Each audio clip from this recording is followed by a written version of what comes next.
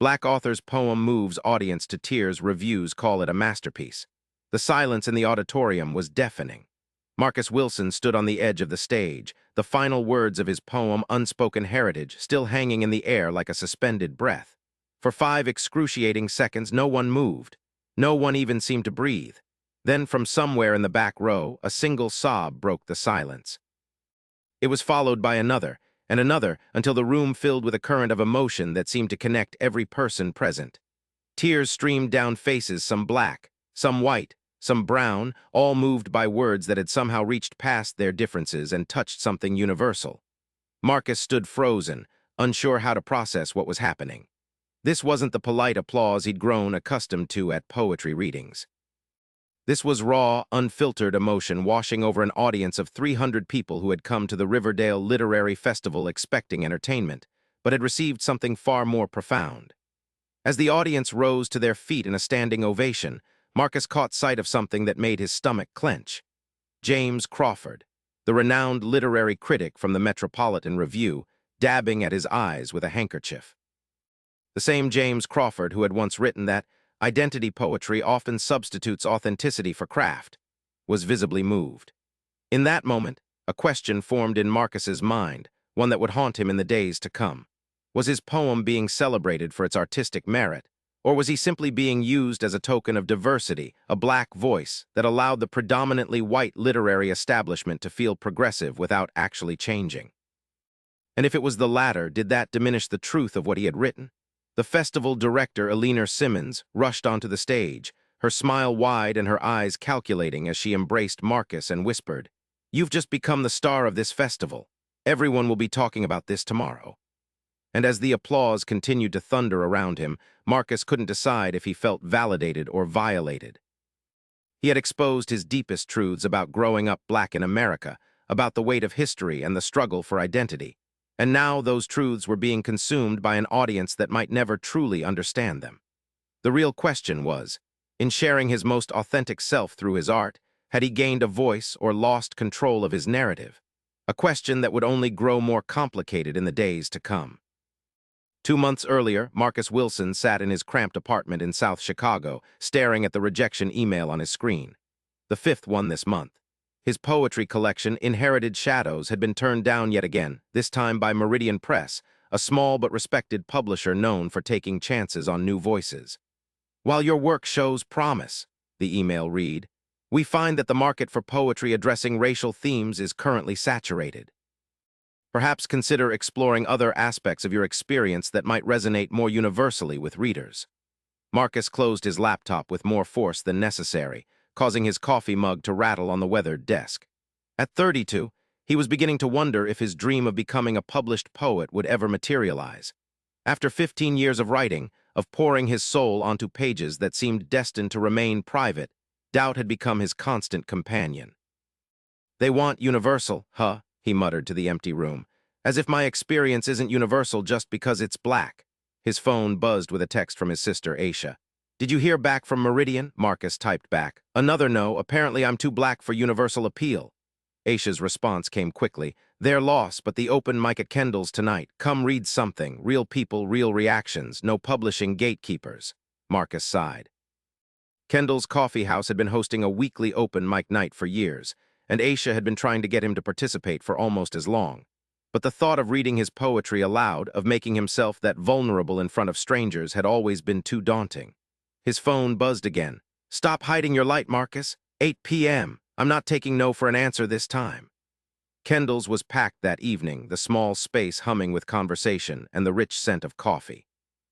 Marcus sat at a corner table, nursing a chai latte and trying to calm his nerves. Aisha, ever the supportive sister, sat beside him, occasionally nudging his shoulder encouragingly. "The next poet at the mic is someone new to our stage," announced the host, a woman with silver-streaked dreadlocks. "Please welcome Marcus Wilson."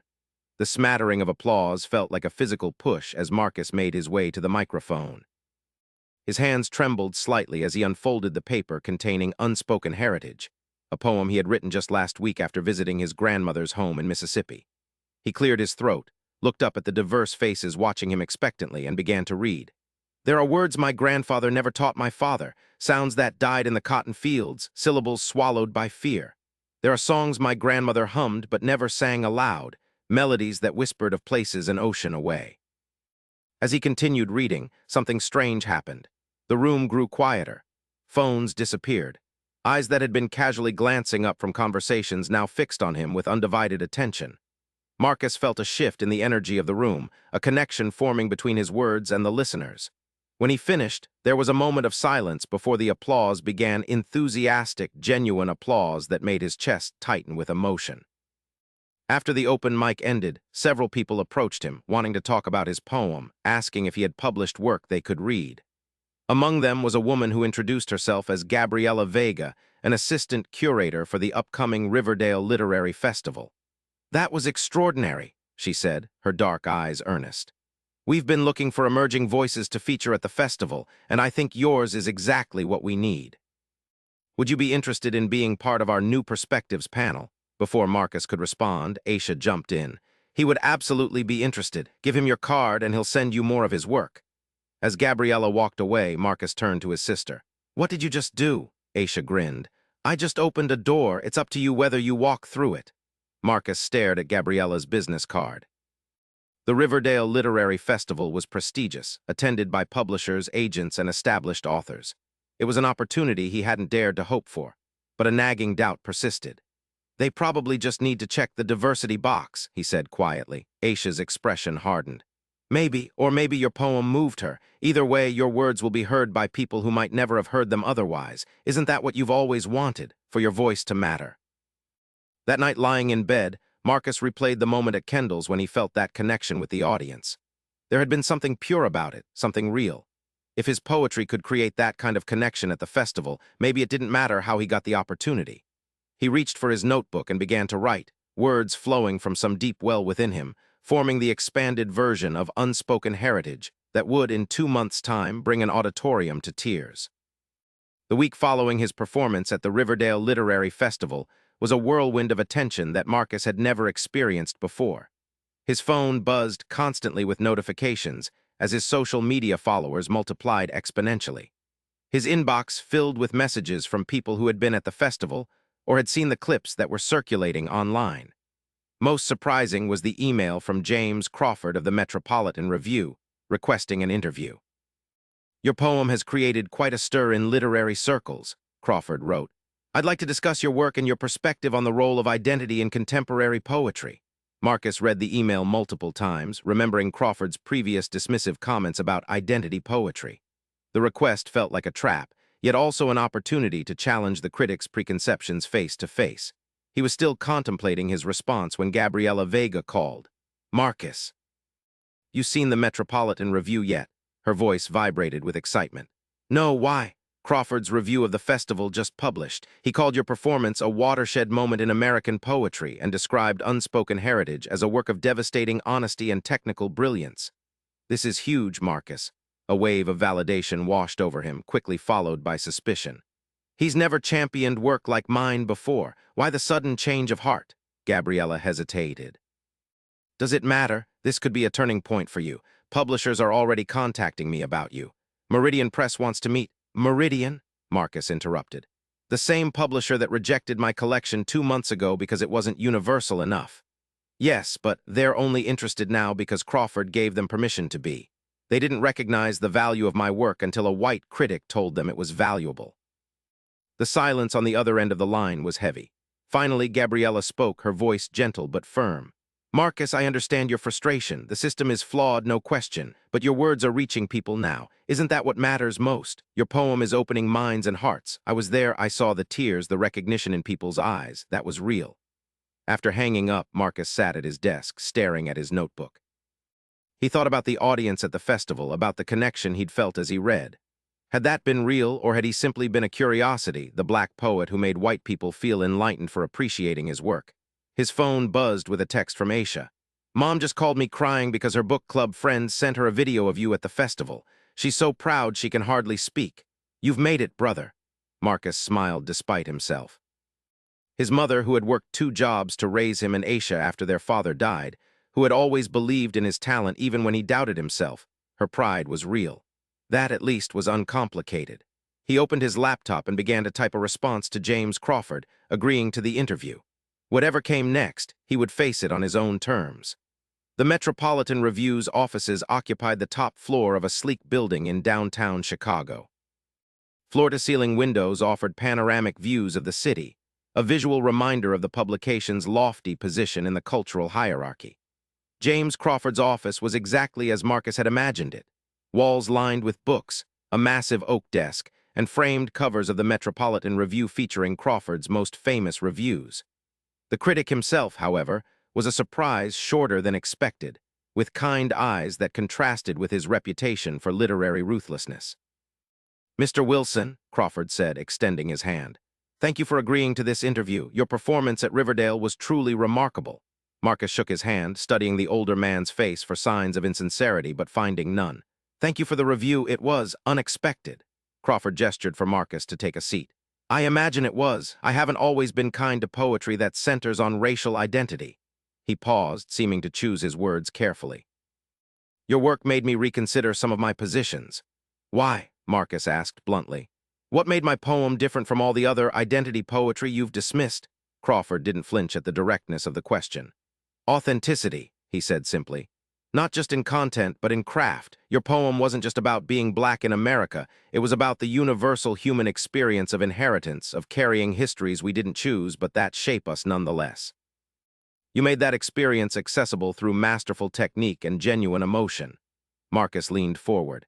"But would you have recognized that authenticity if I hadn't performed it in front of you? If it had just been words on a page in a submission pile?"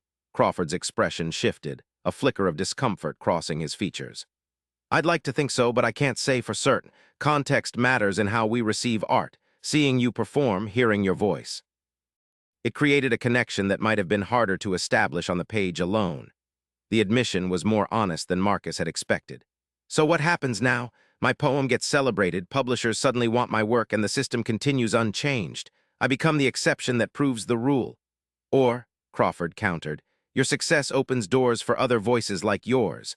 Art moves culture forward incrementally, Mr. Wilson. One poem, one book, one artist at a time."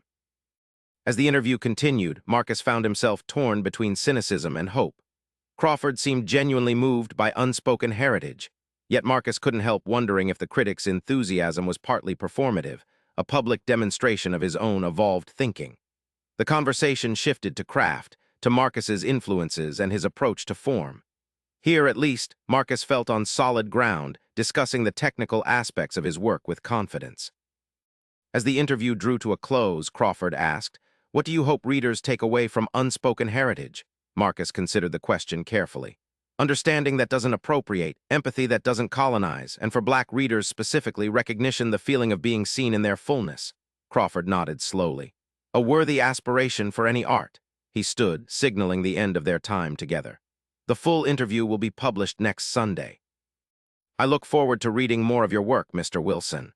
As Marcus left the building, he felt both energized and exhausted.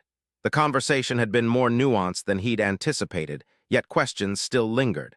Was his poem being celebrated for the right reasons? And even if the attention came from complicated places, couldn't he use it to create meaningful change? He thought of the message he'd received that morning from a young black poet in Detroit. "Your poem made me feel like my stories matter too, like maybe I don't have to choose between being authentic and being published." Perhaps that was enough to create a ripple that might eventually become a wave. 3 days after his interview with Crawford, Marcus received an unexpected email from Alina Simmons, the director of the Riverdale Literary Festival. "Due to the overwhelming response to your reading," she wrote, "we're organizing a special event focused on diverse voices in poetry. We'd like you to headline and help select other poets to feature. This is a significant opportunity to spotlight important work that might otherwise go unrecognized." Marcus stared at the screen, his emotions conflicted. The cynical part of him wondered if this was just damage control, the festival trying to appear more inclusive after years of programming that had primarily featured white authors. Yet he couldn't deny that it was also an opportunity to use his sudden platform to elevate other marginalized poets whose work deserved attention. He called Aisha to discuss it. "They're using you," she said immediately, "making you do the diversity work they should have been doing all along." "Probably," Marcus agreed. "But if I say no, nothing changes. If I say yes, maybe I can push them further than they intend to go. Just be careful, Aisha warned. Success in systems built to exclude us often comes with hidden costs.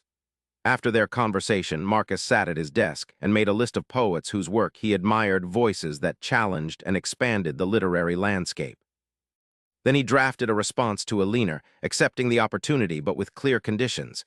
He wanted final say on the selected poets, equal pay for all participants, and a commitment from the festival to continue programming diverse voices in future years. To his surprise, Alina agreed to all his terms without pushback. "They must really want the optics of having you involved," Aisha commented when he told her. "Use that leverage while you have it." In the following weeks, as Marcus worked on selecting poets for the event and continuing to write his own new material, the initial buzz around unspoken heritage evolved into something more substantial. Literary journals began soliciting his work. A small but respected publisher expressed interest in his collection. The poem was being taught in university classrooms and shared in community reading groups, but with the growing recognition came growing scrutiny. Online discussions about his work sometimes devolved into debates about who had the right to appreciate Black poetry and whether white audiences could truly understand his experience. Some commenters accused him of performing his identity for white approval. Others held him up as proof that good work would always find its audience regardless of the author's background. Marcus tried to stay above the fray, focusing on the work itself rather than the discourse surrounding it. But the questions that had formed in his mind the night of the festival reading continued to haunt him. Was his art being valued for the right reasons? And did the reasons ultimately matter if his words were reaching people who needed to hear them? These questions were still swirling in his mind when he received a call from James Crawford. "I hope I'm not interrupting," the critic began, "but I wanted to let you know that my piece about you has generated more response than anything I've written in years. Readers are engaging deeply with your work and the questions it raises." "What kind of questions?" Marcus asked cautiously.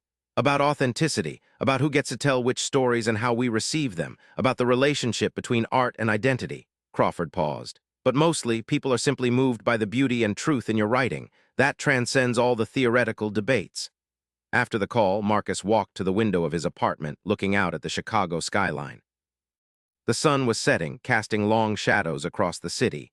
He thought about his grandmother, whose stories had inspired unspoken heritage, and wondered what she would make of all this attention. She had always told him that his words were a gift, not just to himself, but to anyone who needed them. "Some people will only ever see parts of you," she'd said once. "But your job isn't to make them see all of you. Your job is to see all of yourself and speak from that wholeness." If you find value in these stories that challenge perspectives and deepen understanding, consider subscribing to our channel. Your support helps us continue creating content that bridges divides through authentic storytelling. As the day of the special poetry event approached, Marcus found himself spending hours refining a new poem, one that grappled directly with the questions of authenticity, reception, and the politics of being heard. It was both a response to the attention unspoken heritage had received and an attempt to reclaim control of his narrative. He titled it "On Being Seen," and as he wrote the final lines, he felt a sense of clarity that had eluded him since the night of the festival. Whatever complicated forces had brought him to this moment, he was determined to use the platform he'd been given in ways that felt true to himself and his art. The auditorium at the Carter Cultural Center was filled to capacity for the Diverse Voices in Poetry event. Marcus, standing backstage, could hear the buzz of anticipation from the audience. The 5 poets he had selected, each with unique styles and perspectives, were gathered around him, an impromptu community formed through their shared art. "I still can't believe I'm here," said Nadia, a young Palestinian-American poet whose work explored displacement and belonging. "My last reading had maybe 20 people, and half of them were my relatives." "You deserve this audience," Marcus told her. "All of you do." Alina Simmons approached, clipboard in hand. 5 minutes until we begin. Marcus, you'll introduce each poet and then close with your new work. The press is here in force, including Crawford from the Metropolitan." Marcus nodded, feeling surprisingly calm. The weeks of questioning and self-doubt had clarified something essential. Regardless of how his work was received or by whom, the act of creation itself was an assertion of his full humanity. That could not be diminished by others' perceptions. As he stepped onto the stage to enthusiastic applause, Marcus looked out at the diverse audience. He recognized some faces from the literary world, others from his community, and many he didn't know at all, people who had come because they'd been moved by unspoken heritage or were curious about the conversation it had sparked. "Thank you all for being here tonight," he began. "Poetry has always been a space where we can speak truths that might otherwise remain silent. Each of the poets you'll hear tonight brings a unique voice and perspective that enriches our collective understanding of what it means to be human in all our complexity." Throughout the evening, Marcus watched as each poet connected with the audience in their own way. Some readings prompted tears, others laughter or thoughtful silence. The room felt charged with attentiveness, with the rare and precious experience of being fully present to another person's truth. When it was finally time for Marcus to read his new poem, he took a moment to look at the faces watching him: black, white, brown, young, old, familiar, and strange. "Before I share this new work," he said, "I want to thank everyone who has engaged with unspoken heritage, whether you saw yourself reflected in it or glimpsed an experience different from your own. Art creates bridges between us, but it also honors the specificities that make each of our journeys unique. My hope is that tonight has expanded our collective capacity for both empathy and understanding." Then he began to read On Being Seen, his voice clear and steady. "They say they see me now that my words have been anointed by the right tongues, validated by the right eyes. They say they see me, but what do they see?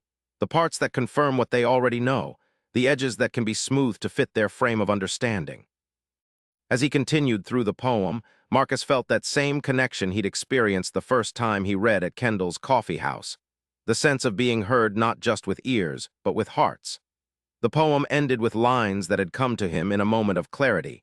To be seen fully is to be witnessed in contradiction, in complexity, in the spaces between categories. To be seen fully is to be granted the same humanity you claim for yourself, no more complete, no less flawed, no more or less worthy of voice. I do not write to be seen. I write to see myself, and in that seeing offer you a mirror for your own becoming. The silence that followed was profound, a collective held breath. Then came the applause, sustained, resonant, genuine. After the event, as people gathered in small groups to discuss the readings, Marcus found himself approached by a young black man who couldn't have been more than 17. "Your poems made me feel like I could write mine," the young man said, his voice slightly shaky. "Like maybe people would actually want to hear what I have to say." "They do," Marcus assured him, "and even if they don't yet write them anyway, write them for yourself first." Later, as the crowd thinned, James Crawford made his way to Marcus. "Remarkable event," the critic said. "Each poet was exceptional in their own right. You have a good eye for talent." "They were already talented," Marcus replied. "They just needed the right audience." Crawford nodded thoughtfully. "Your new poem, it challenges readers like me directly, questions our ability to truly see the art we critique." "Yes," Marcus acknowledged, watching the critic's reaction. "It's uncomfortable," Crawford admitted, "but necessary discomfort, the kind that leads to growth." He extended his hand. "Thank you for that gift." As they shook hands, Marcus felt the weight of their complicated dynamic, the white critic and the black poet, the gatekeeper and the artist. But he also felt something else. The possibility that art could indeed move culture forward incrementally, one poem, one reader, one moment of genuine connection at a time. That night, after everyone had gone and Marcus sat alone in his apartment, he opened his notebook and began to write again. Not for the critics or the publishers or the audiences, but for himself, for the pure joy of shaping language to express his truth. In that moment, he felt fully free and fully himself, neither defined by others' perceptions nor constrained by them. If you found yourself moved by this exploration of art, authenticity, and the power of being truly seen, please consider subscribing. Your support allows us to continue bringing you stories that challenge and inspire. His phone buzzed with a text from Aisha. "You were magnificent tonight. Grandma would have been so proud." Marcus smiled, thinking of his grandmother's hands, work-worn but gentle, turning the pages of the books she'd read to him as a child. He thought of the stories she had told him about their family, about survival and resistance and joy in the face of hardship, stories that had eventually become unspoken heritage. He texted back, "I think I've finally found my voice."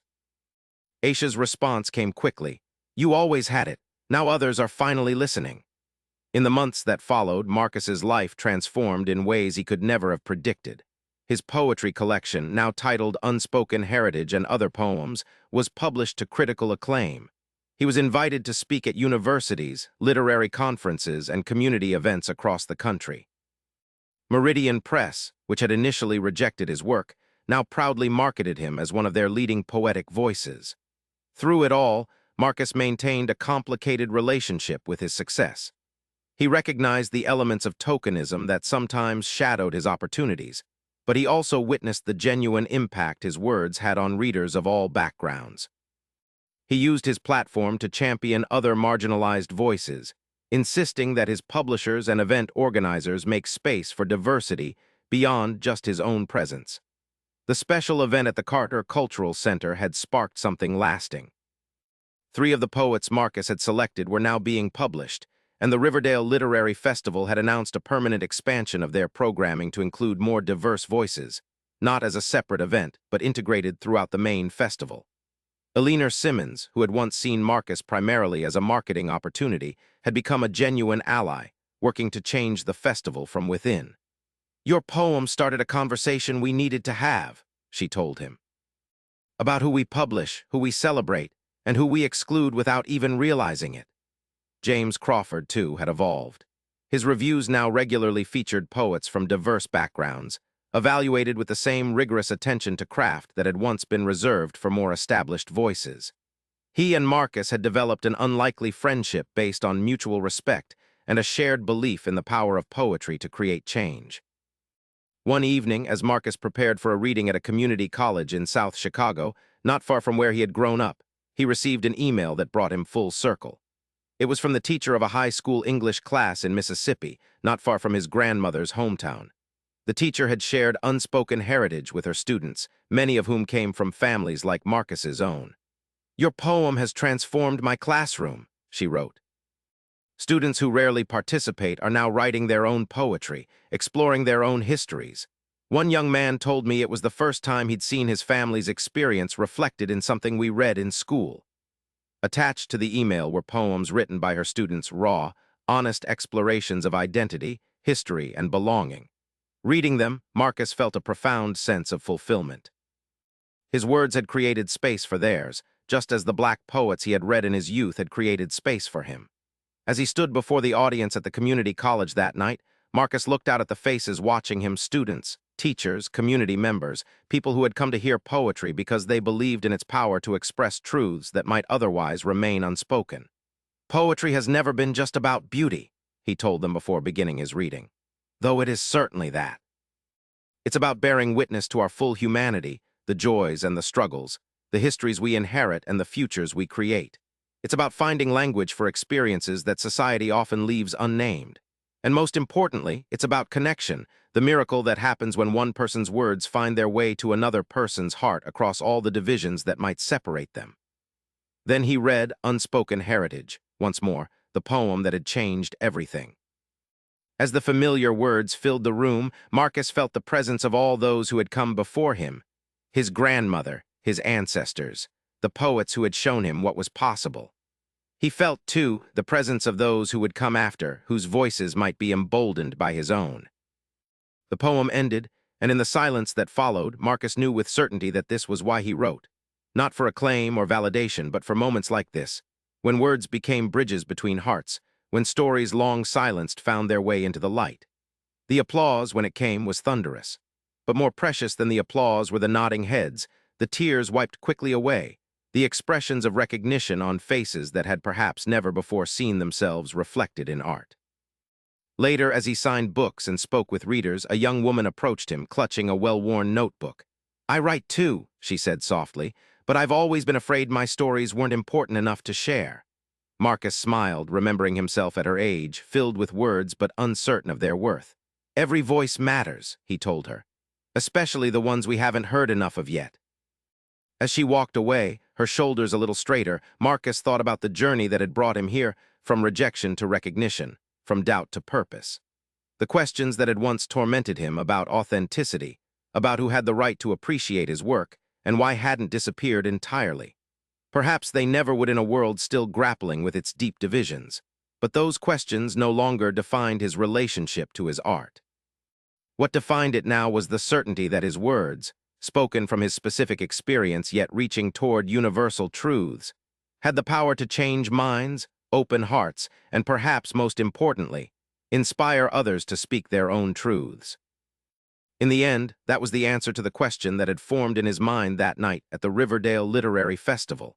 In sharing his most authentic self through his art, he had not lost control of his narrative but had expanded it, creating ripples that would continue long after the applause had faded. What do you think about the power of authentic storytelling to bridge divides? Have you ever experienced a moment when art helped you see beyond your own perspective? Share your thoughts in the comments, and join our community of storytellers and story lovers committed to understanding each other more deeply through the power of narrative.